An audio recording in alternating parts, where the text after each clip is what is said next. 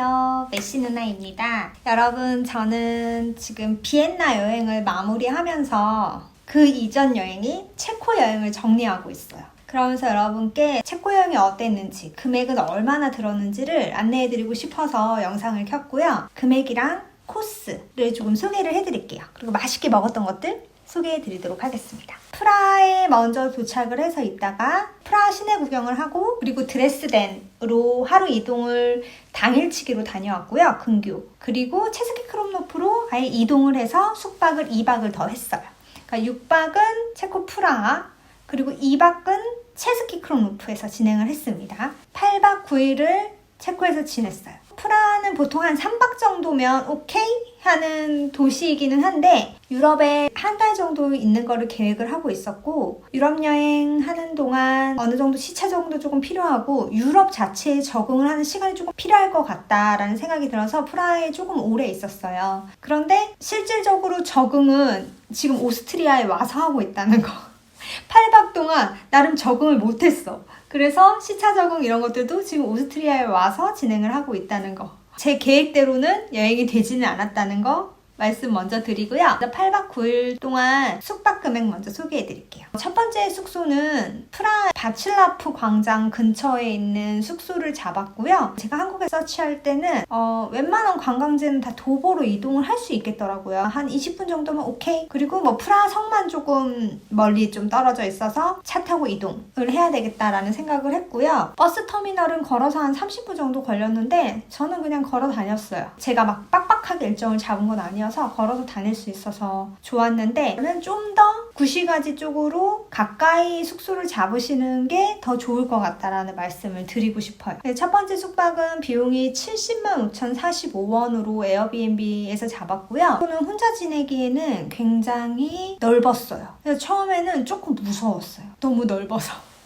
복도로 이렇게 한참을 들어가서 방하고 거실이 나눠져 있었는데, 혼자 여행할 때는 이렇게 지금 있는 숙소처럼 원룸 이런 스튜디오 형식이 좋더라고요. 방이 나눠져 있으면 괜히 무서웠어요. 너무 넓어서. 처음이어서 더 무서웠을 수도 있겠지만 조금 무서운 점이 있었다. 에어비앤비에서 나름 리뷰를 굉장히 많이 보고 갔는데 깨끗하다 라는 리뷰가 있어서 그것만 믿고 갔죠. 다행히 정말 깨끗했어요. 유럽의 많은 숙소들이 많이 노후화되고 깨끗하지 않은 경우가 많은데 깨끗한 편이어서 편하게 잘 지냈고, 체크인도 셀프 체크인. 체크아웃 할 때는 기다리고 있더라고요. 6박 동안 지내는 동안 편하게 잘 지냈어요. 6박은 그리고 체스키 크롬노프로 넘어와서는 19만 1,254원이 들었는데, 호텔 루체라고 체스키 크롬노프에서 굉장히 오래됐지만 16세기부터 수도원으로 사용했던 전통 있는 호텔이라고 해서 한번 골라봤어요. 가장 좋았던 거는 버스 정류장에서 가까웠다. 캐리어를 끌고 왔다 갔다 하기 좋았다. 왜냐면은 큰 도시하고 다르게 체스키 크롬노프는 굉장히 작은 도시여서 보도블럭이 울퉁불퉁 많이 하더라고요. 버스 정류장에서 가까워서 그나마 수월하게 다닐 수 있었다. 라디에이터가 한번 작동을 안 했거든요. 가서 얘기를 했는데 올려 보내주겠다 라고 했는데 안 왔어요. 그래서 그걸 제가 3번이나 얘기하긴 했어요. 이런 부분이 있었고, 제가 유럽 여행에서 숙소를 결정하는데 가장 중요하다고 생각하는 것 중에 하나는 새로 생긴 숙소거든요. 유럽의 낭만. 그래, 유럽은 호텔이 다 이렇지, 막 카페트가 깔려있고 막 이렇지, 막 이렇게 생각을 하지만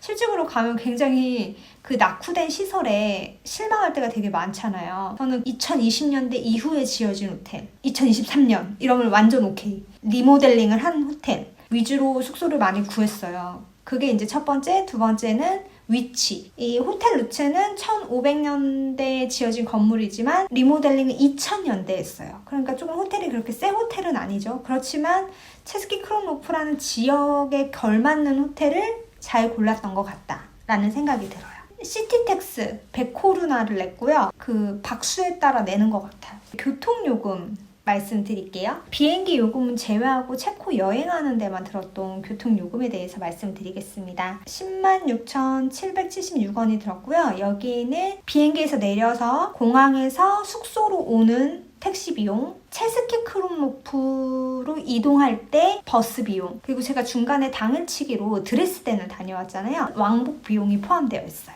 교통요금 택시는 에어비앤비 처음에 예약할 때 집주인이 우리 택시도 가능해 너 할래? 라고 하는 거예요. 그래서 코로나로는 750 코로나고 유로로는 30유로야 라고 했어요. 그 기사님이 또 여자분이어서 되게 좋았어요. 막 이것저것 얘기하고 프라하에 혼자 왔어? 이러더라고요. 그래서 혼자 왔어. 너 그럼 또 다른 유럽 여행도 할 거야? 그래서 나 이렇게 해서 크로아티아까지 가고 그럴 거야 라고 이렇게 얘기하니까 너 시간 되게 많이 필요하겠다 이러면서 다 할 수 있다고 이렇게 얘기해주고 용기 얻어서 또 기분이 좋았어요. 첫 인상. 어떤 여행지에서 누군가를 처음 만났을 때 그 사람이 주는 인상이 그 나라에 대한 인상이 될 수도 있잖아요. 그 택시 기사님 인상은 굉장히 좋았다. 그렇게 체코를 만날 수가 있었어요.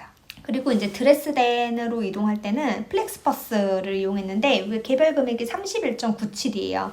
왕복으로 이용했고 아마 14점 몇 유로, 15점 몇 유로 이렇게 결제를 했었던 것 같아요. 드레스덴 같은 경우에는 투어로 이용을 하시는 분이 있고 저처럼 자유로 플렉스버스를 타고 혹은 기차를 타고 이동을 하시는 분들이 계시는데 플렉스버스가 드레스덴 걸 이용할 때 가장 많이 기다렸어요. 갈 때는 30분 연착이 됐어요. 그거 연착까지는 오케이요. 버스 타고 가는데 독일 국경을 넘을 때 버스 안에서 신분증 검사를 하는 거예요. 여권을 가져갔는데 어느 외국인 2명이 안 가져온 거죠. 너 왜 여권 안 챙겼냐? 그러니까 나 여권 프라하에 있어. 그래서 너 언제 그럼 프라하 돌아가냐? 나 오늘 돌아갈 거야. 그 사람도 당일치기였나 봐. 그랬더니 너 그러면 현금 있어? 그럼 너 얼마에서 1000유로 넘게 있어? 그 다행히 1000유로가 있었어. 현금이. 그래서 그나마 넘어갈 수 있었다. 까다롭게 체크를 했다. 거기서 시간이 굉장히 오래 걸렸고 어떤 사람은 또 여권을 백팩에 넣어가지고 짐칸에 넣어놨나 봐요. 그걸 또 찾느라고 엄청 오래 걸렸어요. 드레스덴에서 체코로 돌아올 때는 그런 건 없었는데 버스가 한 1시간 반 정도 늦게 왔나? 진짜 많은 사람들이 기다리고 있었어요. 7시 넘었는데 기사가 와서 이건 5시 50분 차야 라고 했어요. 제가 타려는 버스. 근데 어떤 사람들은 막 난 4시 몇 분 차인데 아직 안 왔어 막 이러면서 막 그런 일들이 있었어요. 플렉스버스의 무용담들은 제가 많이 들었지만 실제로 경험하니까 쫄리긴 하더라고요. 그러니까 우리는 그리고 또 만약에 이런 데 가서 물어보면 잘 알려주잖아요. 또 그 자리를 비웠다가 놓칠 수도 있으니까 플렉스버스 앱에서 딜레이 되면 딜레이 된다고 이렇게 표시를 해주더라고요. 그래서 그거는 좋았어요. 체스키로 버스 넘어온 거는 8.98유로가 들었습니다. 3시간 반 정도 걸리는 거리인데 8.98유로면 국내여서 그런지 저렴한 것 같아요. 이제 기타 투어 비용이 있었어요. 비싸진 않은데 프라하성 티켓 구매가 450 코로나였고요. 한 26,000원 정도 될 것 같고 그리고 한국에서 미리 예약한 야경 투어가 있었어요. 25,000원.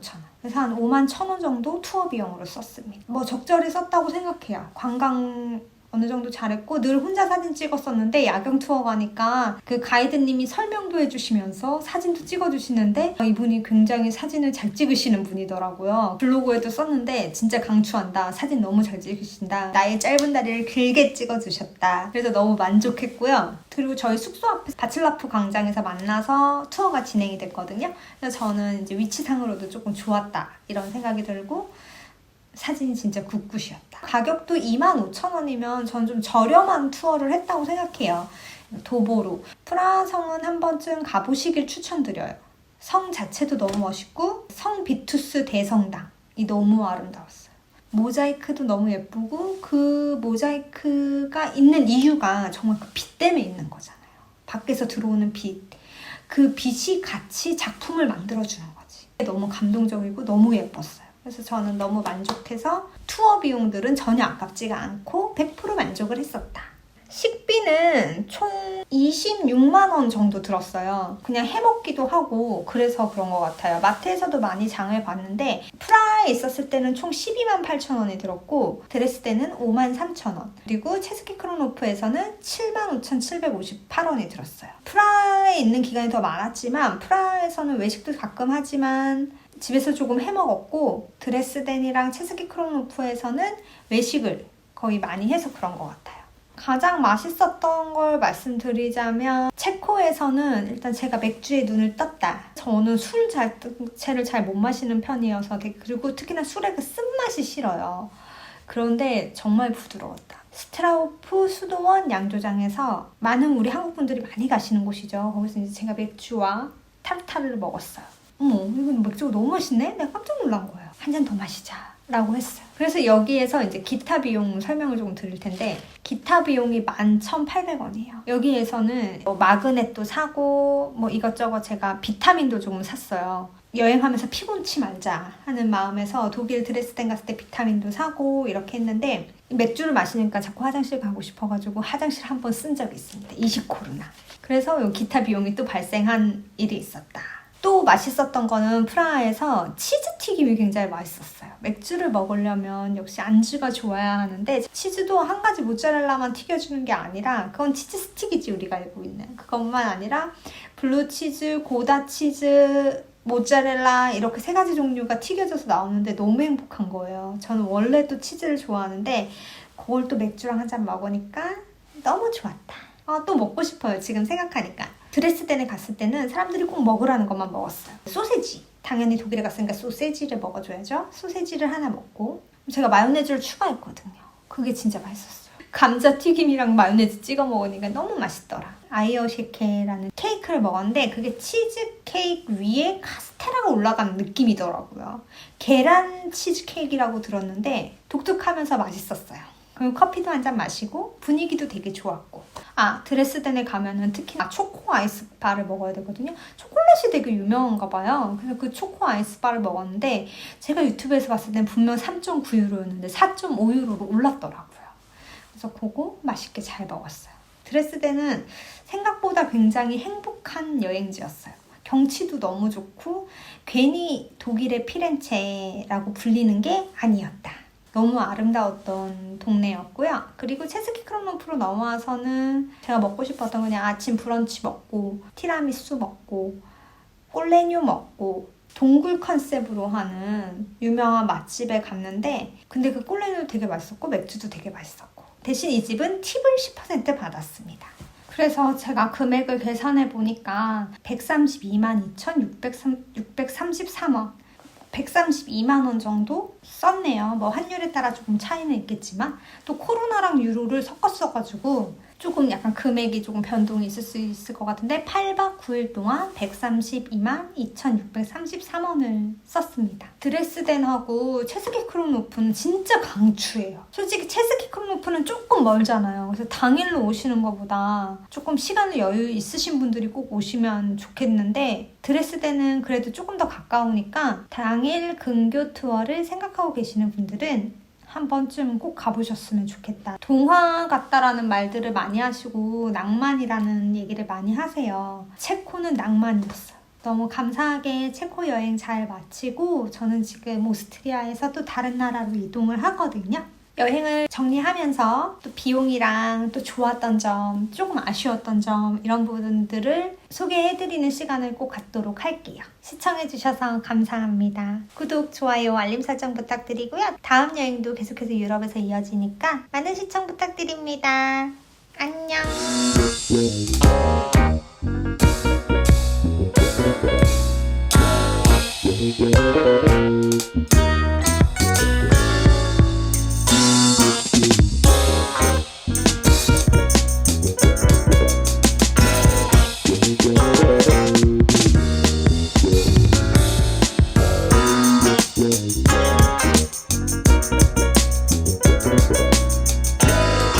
Thank you.